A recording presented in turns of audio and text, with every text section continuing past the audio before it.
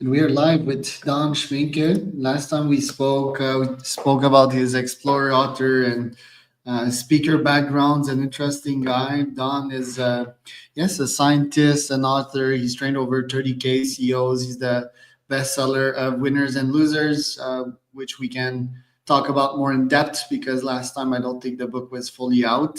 So this spot's going to be pretty fun. It is brought to you by podware.com if you want to start a podcast and scale it with the help of AI. We help you get guests, develop neurons through a nice podcast conversation, grow your connections, and even get sponsorships for your podcast. You can go to podpirate.com.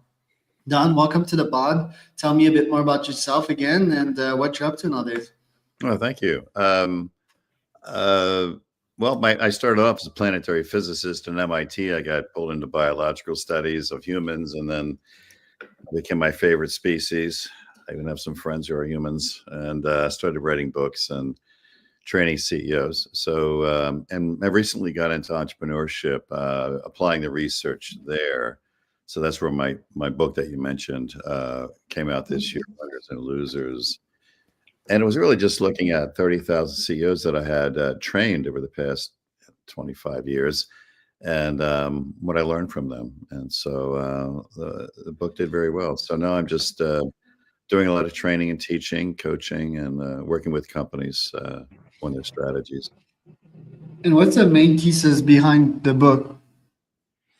There was a lot of myths I noticed that when I was training CEOs, a lot of them were founders or originators of their own businesses. So they were entrepreneurs. And some of the things that came out of it was that the things we were teaching in entrepreneurship wasn't really working. And so that's what really led me into looking at what was wrong. And then as I began applying it, I mean, I had a lot of CEOs say, wow, somebody finally told the truth.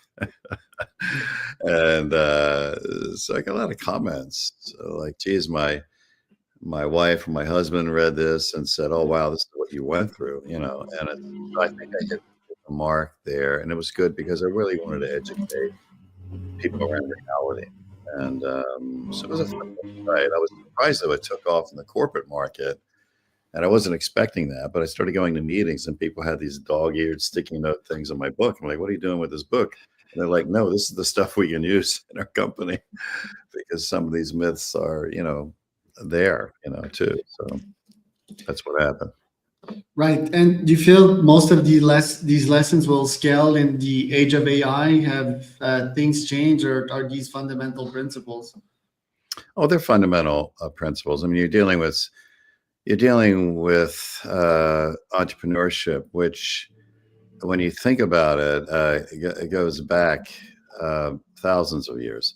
People think it's a new idea and it's a new concept, and it's really not. I mean, when you go back and look at civilizations and how they grew, a lot of it was from trade routes that entrepreneurs started, and that helped civilizations expand. So I don't think it's going to go any time soon because AI is a. I know there's a lot of fears about that, but I find it to be a great tool to use, when we are looking at accelerating how we're doing our work. So just like when the calculator came out, everybody was freaking out, like, oh, we're not going to know math anymore, and this thing's going to make us dumb and stupid. And there was all this rebellion, and you can't allow a calculator in schools. Well, at the end of the day, what's happening is people still know math, and now if there's a problem, people are like, why don't you use a calculator? Right. So AI is it's the same thing, same reaction. Well, I think it's creating, it's outsourcing your brain. It's creating intelligence. It's not the same invention. People that did think that calculators would replace humans were pretty limited, I think. VS, very smart people tend to think that AI will replace most of us, and it will. I mean, we're creating brains, and as soon as these brains have agency, which is the next step that we're in right now. It's gonna be pretty scary, and I've replaced my full team with AIs and never been happier since. What do you think about these points? Well, I've replaced, like, I mean, I used to, like, would have a graduate student go to the library and do some research for a few weeks and then come back and we debrief for a couple of days. And then I would take that and I would then use the vital elements to create, a chapter or a paper or something for my speeches. But now I can have AI do the whole thing within 20 seconds. So those are ways where the tool can help accelerate work getting done. Regarding the issue of the intelligence replacing us, well, then the worst case, that'll be the next sixth or seventh extinction event on this planet. so, Which okay, case, there's some people thinking, or a big long vacation. If we have UBI and this peacekeeping being that takes care of us. yeah, yeah, what can go wrong with that? Lots. So Yeah, we're like in between that. That's scary. It's like when people start losing their jobs and then um, can't recuperate them because the market companies will prefer AIs. Of course, there would be no good reason for them to hire less intelligent beings. And the rate of acceleration, right? Like this thing is learning 2x on a daily basis, while most humans think learn or improve their brain maximum 1.25x on a yearly basis. mhm. That's pretty insane. Yeah, it's hard to predict. I mean, we couldn't predict what the telephone was going to be used for. We couldn't predict what the printing press was going to be used for. And the ultimate uses were totally the opposite of what was anybody was ever thinking. So anytime humans invent a tool, uh, we predict what's going on, but what's going to happen, who knows? I mean, there's a lot of fear mongering, like, we could be an extinction event where we're no longer needed on the planet, or well, our movies have generated fears about that. But I think at the end of the day, it's going to be a very useful tool. People retraining has always been an issue. I mean, when horses stopped being our main form of transportation, that whole industry had to transform. What happened to all those workers where, they were servicing the horse industry? Well, they found other jobs. I mean, things happen. We had cars, and now we're going to have, drones piloting us around someday. Who knows? But yeah, I think we're paying attention to it, which is good.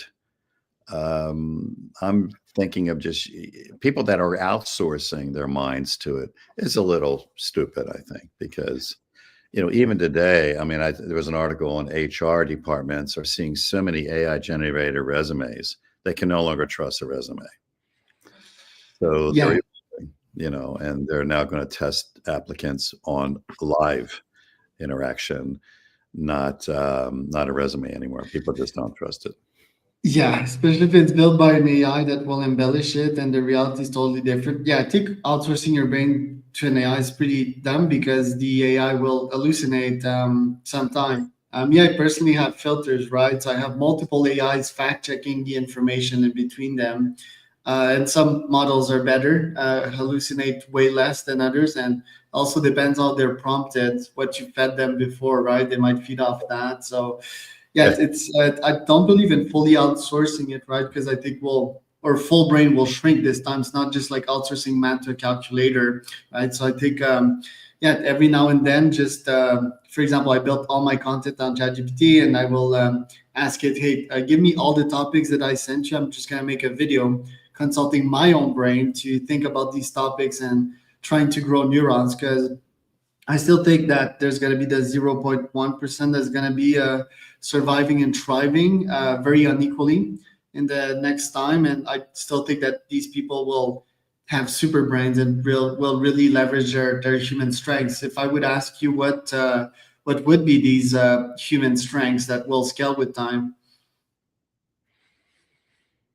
I think for me, it's creativity. It's seeing connections and information that I can do much faster with this tool and this device. And I think that, and like developmental editing as an example, like I used to like when I was crafting one of my books, I had a developmental editor, and then I would send off. And the job there was I would write, but you need a third party to sort of help you tune it and craft it and give you that that things that only great developmental editors can do. And not that they don't still have a role, but when I went to use one of these writing programs I was experimenting with, it literally critiqued my writing like a developmental editor would. So it helped me learn how to write better. Or I would do simple things like I'm experimenting with fiction, which I really suck at, and I'm trying to get better at fiction. So I'm looking at this new gothic type of thing and have it related to leadership. And it was sort of like, well, can you rewrite this as Hemingway would have written this paragraph?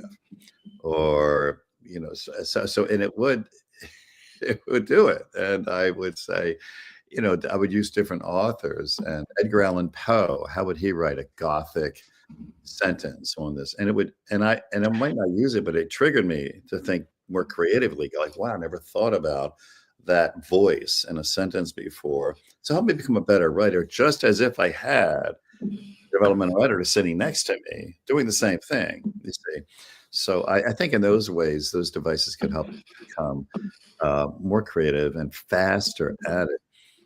Different than some people that are saying, "Hey, go write my book. I'll put my name on it."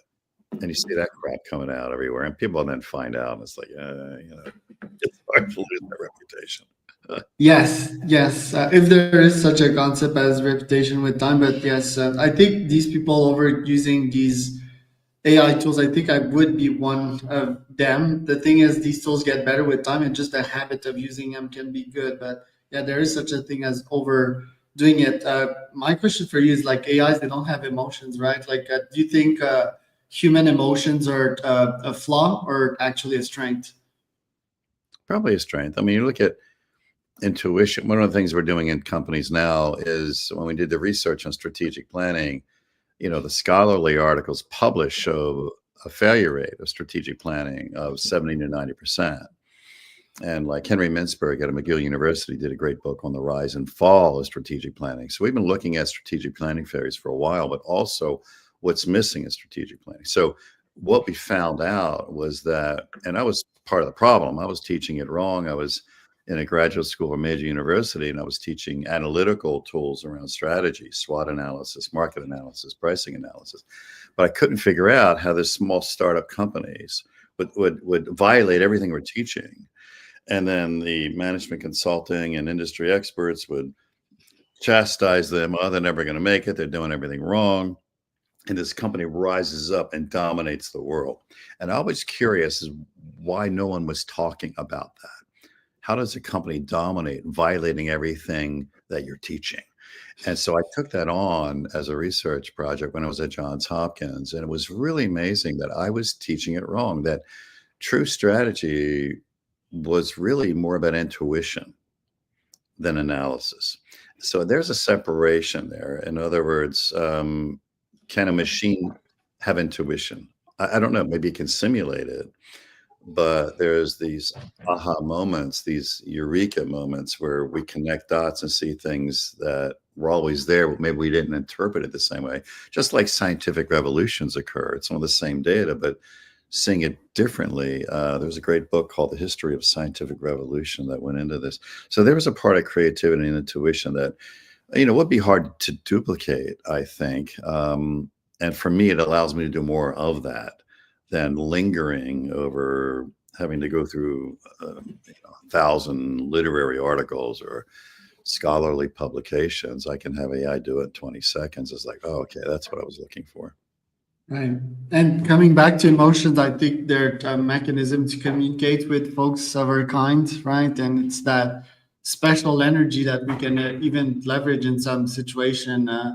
I'm listening to Patrick Bet David's book, Choose Your Enemies Wisely, and he says that the best business plans do have emotions behind them. Right? Sometimes it's anger. The best of them are anger, according to him. I would somewhat agree. But yeah, I think leveraging that is next level.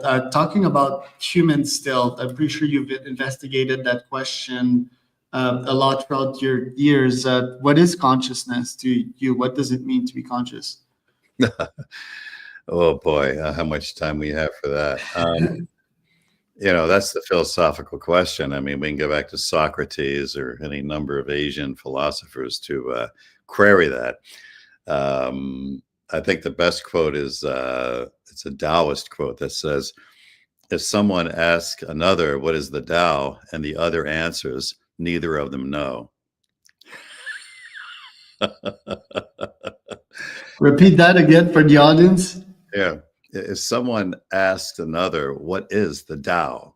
Or we could say in this case, what is consciousness? And the other answers the question, neither of them know. That's true. Yeah.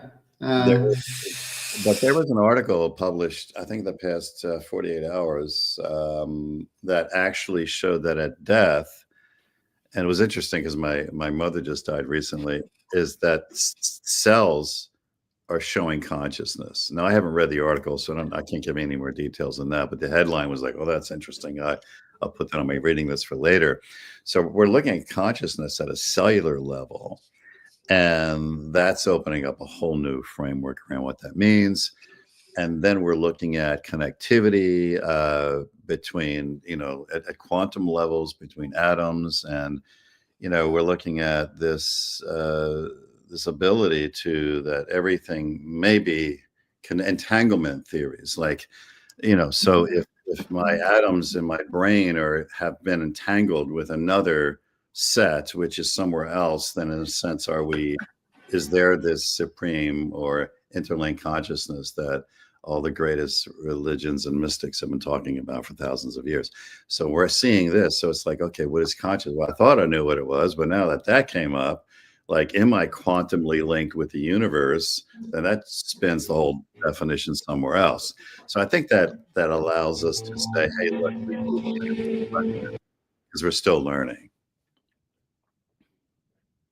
Yeah, is it the brain part and yeah, is it like neurons in the brain uniting together and naturally, quote unquote, consciousness occurs, a sense of eyes, a sense of ego. It's an answer that I've got from a friend also as of recently, mostly as a cognitive process. It's memory, right? It's like it's knowing what happened in the past and the brain trying to make sense together. Is it like a survival mechanism as well? I think we're gonna discover that pretty soon, and it's gonna be less mystical in the next 5 to 10 years. Do you think that's a fair estimate?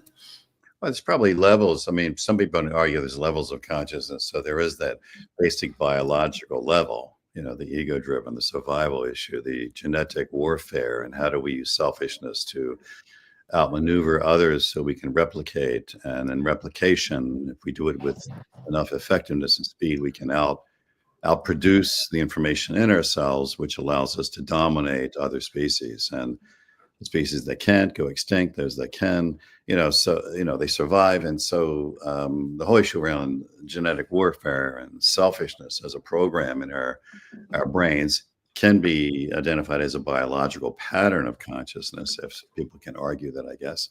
And we see it in our humans. I mean, even a child born exhibits highly selfish behavior. When you're trying to raise a 2 or 3-year-old, there's not a lot of altruistic, supportive emotions. It's more of fear and selfishness. So this selfishness makes sense. And so you could argue that at that level of consciousness, it's cellular driven. And that actually can, and we do this a lot with executive teams. We'll pull out this research when executive teams are having problems with speed of execution of strategy. We look at what's causing the delay and decisiveness, and we find out that it is ego-based selfishness. So what we then do is we get speed back in the team to get to a higher level of performance, but we do that by deconstructing the ego.